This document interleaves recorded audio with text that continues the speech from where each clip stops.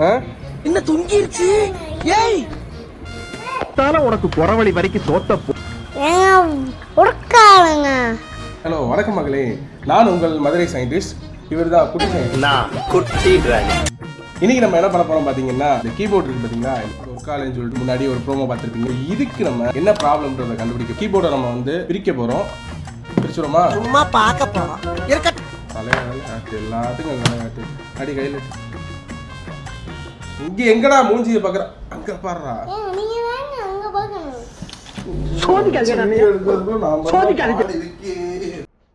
ஓ குரலி வித்தையா?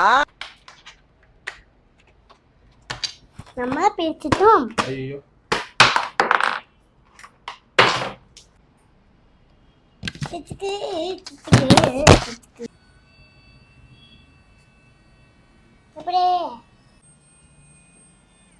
அடுத்தது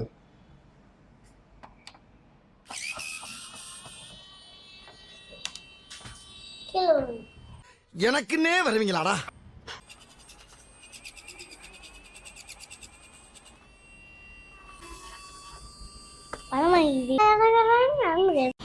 இந்த கீபோர்டில் பார்த்தீங்கன்னா அடிக்கடி பேட்ரி போகுங்க. இந்த பேட்ரி கண்டிஷனை பாருங்களேன் எவ்வளோ கேவலமாக இருக்குன்னு.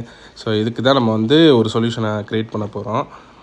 அது என்னன்னு தெரில. இந்த பிராண்டோட கீபோர்டில் வந்து பெர்ஃபார்மன்ஸ்லாம் சூப்பராக இருக்குது. நல்லா காம்பேக்டாக கொடுத்துருக்காங்க, நல்லா ஒயிட் கலரில் பல கொடுத்துருக்காங்க.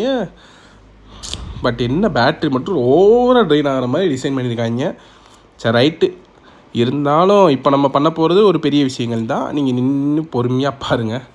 இதுதான் கீபோர்டு. ஸோ இந்த கீபோர்டை பிரித்ததுக்கப்புறம் இது இப்படி தான் இருக்கும்.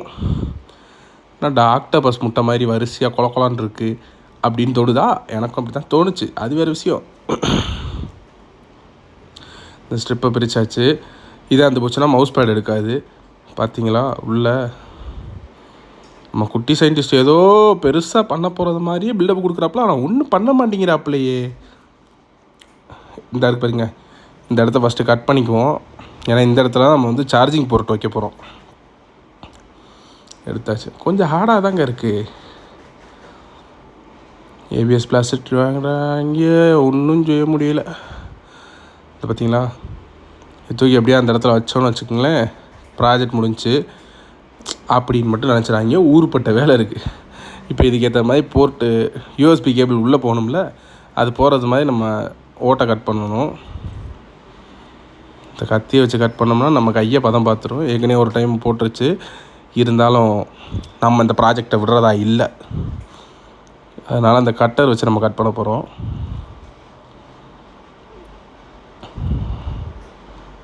என்ன கலண்டு வருவேனான்னு ஒரு வழியாக வெட்டி முடிச்சிட்டேன். ஃபாஸ்ட் ஃபார்வர்ட் பண்ணிட்டேன்னு சொல்லிட்டு திட்டக்கூடாது. ஸோ இது இப்போ இதில் பார்த்திங்கன்னா 2 ஓட்டை இருக்கும். இந்த 2 ஓட்டலையும் இந்த லித்தியம் சார்ஜிங் மாடல் போர்டை வந்து நம்ம அப்படியே ஸ்க்ரூ பண்ணிக்குவோம். இந்த மாடல் போர்டோட லிங்க் வேணும் அப்படின்னா டிஸ்கிரிப்ஷனில் கொடுத்துருக்கேன். சரியா, போய் பர்ச்சேஸ் பண்ணிக்கோங்க. இந்த மாடலில் வச்சு நம்ம வந்து பேட்டரியை சார்ஜிங் பண்ணிக்கலாம் ஈஸியாக. டைப் சியில் இதுலேயே நம்ம யூஎஸ்பி நார்மல் மைக்ரோ யூஎஸ்பியும் வருது. ஆனால் அதை விட இப்போ டைப் சி தானே அதிகமாக நிறைய பேர் யூஸ் பண்ணுறோம். அதனால் அதில் போட்டிருக்கேன். உங்களுக்கு எது கன்வீனியண்ட்டாக இருக்கோ அதை வாங்கி நீங்கள் மாட்டிக்கலாம். பார்த்தீங்களா, ஃபிட் ஆயிடுச்சு. இப்போ கேபிளை மாட்டி பார்ப்போமா?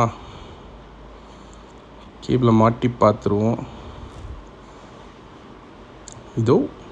இதுதான் கேபிள், டைப் சி கேபிள். ஆமாம், எங்களுக்கு தெரியாது பாரு, நீ சொல்லிட்ட அப்படின்ட்டு தோணும் உங்களுக்கு.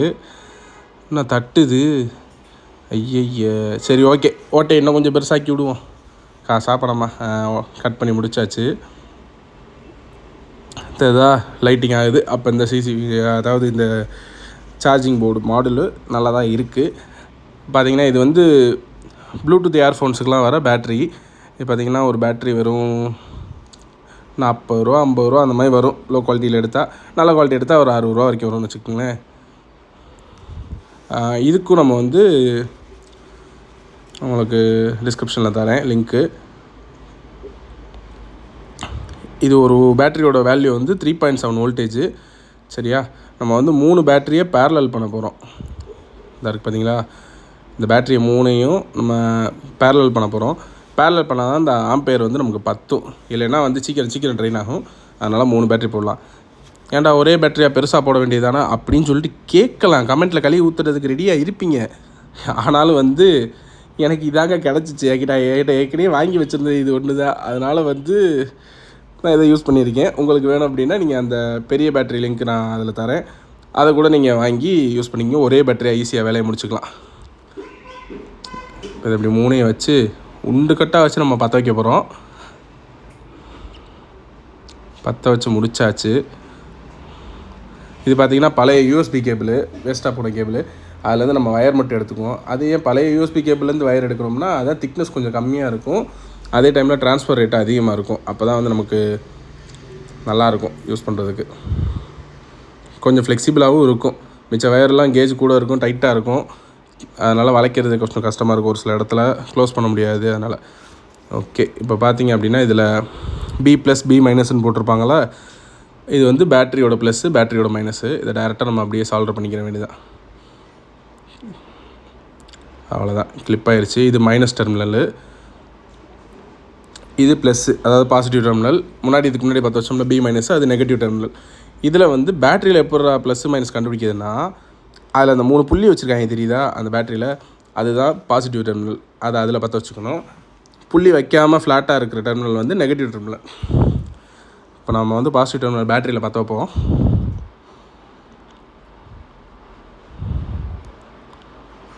எப்படி உருண்டுக்கிட்டே இருக்குது, உருளாமல் இருக்காது போலையே. ரைட்டு, செட் ஆகிக்கிச்சு. இப்போ நெகட்டிவ் டெர்மினல்.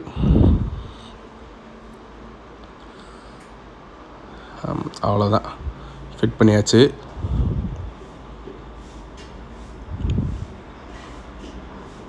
சூப்பர். ஒழுங்காக செட் ஆகலை, இன்னொரு டைம் பற்ற வச்சுக்குவோம்.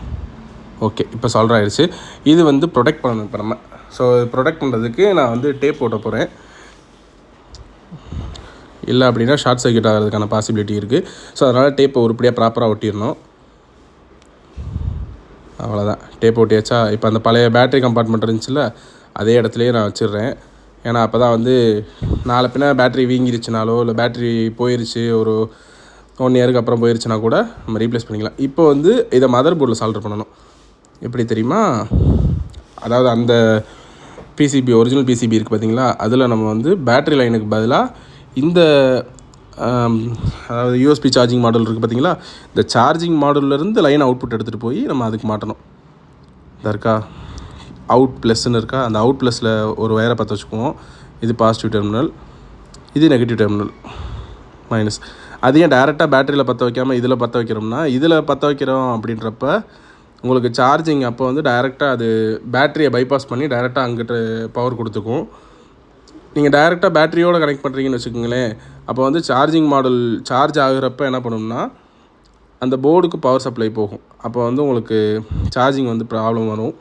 ஸோ போர்டு ஒரு வேளை பேர்ன் ஆகிறது கூட பாசிபிலிட்டி இருக்குது. அதனால் வந்து இதை நம்ம இப்படியே பற்ற வச்சுக்குவோம். ஈஸியான வழி இருக்கிறப்ப நம்ம ஏன் கஷ்டப்பட்டு போகணும். அவ்வளோதான், முடிஞ்சு. இவ்வளோ தான் வயரிங். இது ஒரு பெரிய வேலையே இல்லை. டேப்பை போட்டு ஒட்டிடுவோம் ஆடாமல் செய்யாமல். ஹாய், என்ன ஒட்ட மாட்டேங்குது, பிரித்து இந்த பக்கம் ஒட்டிடுவோம். அதுதான் நமக்கு சேஃபான வே. திருப்பி அந்த ஃப்ளெக்ஸ் கேபிளை மாட்டிடுவோமா, ஏன்னா இதை மாட்டலைன்னா மவுஸ் பேட் ஒர்க் ஆகாது. அதனால் நான் வந்து இதை மாட்டிக்கிறேன். ஃப்ளெக்ஸ் கேபிளை திருப்பி வச்சு மாட்டிடக்கூடாது, ஆர்வத்தில் கொஞ்சம் பார்த்து மாட்டணும். இந்த கீபோர்டு மட்டும்தான் இப்படி நீங்கள் மாட்டலாமான்னு கேட்டால் எல்லா கீபோர்ட்ஸுமே மாட்டலாம். அந்த மாதிரி வயர்லெஸ் கீபோர்டு, வயர்லெஸ் மவுஸு எல்லாத்துலேயுமே நம்ம இந்த மெத்தட் யூஸ் பண்ணலாம்.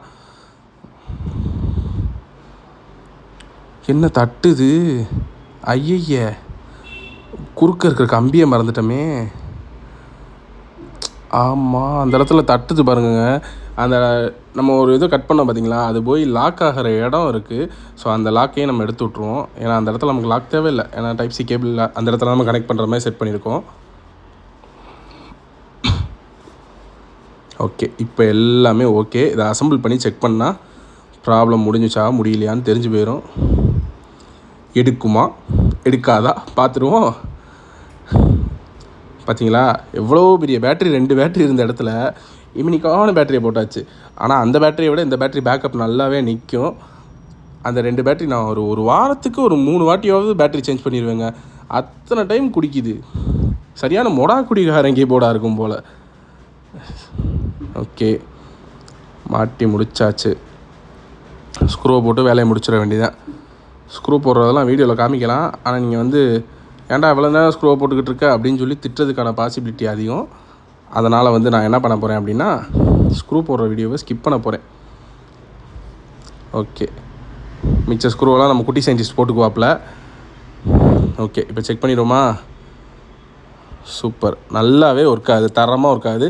ஸோ இந்த மாதிரி வீடியோஸ்லாம் வேணும் அப்படின்னு நினச்சிங்கன்னா மறக்காமல் மதுரை சயின்டிஸ்ட்டில் சப்ஸ்கிரைப் பண்ணி வச்சுக்கோங்க. அப்படியே பெல் பட்டனை கிளிக் பண்ணி வச்சுக்கோங்க. அப்போ தான் அடுத்தடுத்த வீடியோஸ் வந்துக்கிட்டே இருக்கும். இதில் ஏதாவது உங்களுக்கு டவுட் இருந்துச்சு அப்படின்னா தாராளமாக கமெண்ட்டில் கேளுங்க, சொல்கிறேன். ஓகே, பார்த்தீங்களா டைப் சி போட்டு சார்ஜிங் ஆகிட்டு இருக்குது. ரெட் கலர் லைட் இருந்தால் சார்ஜ் ஏறுது, ப்ளூ கலர் லைட் இருந்தால் சார்ஜ் ஃபுல்லாகிடுச்சு. சரியா? இந்த மாதிரி நம்ம வந்து பண்ணிக்கலாம். நீங்களும் ட்ரை பண்ணி பார்த்துட்டு எப்படி இருக்குது அப்படின்னு சொல்லிட்டு மறக்காமல் கமெண்ட்டில் சொல்லுங்கள். ஸ்டே டியூன் மகளே. அடுத்து புது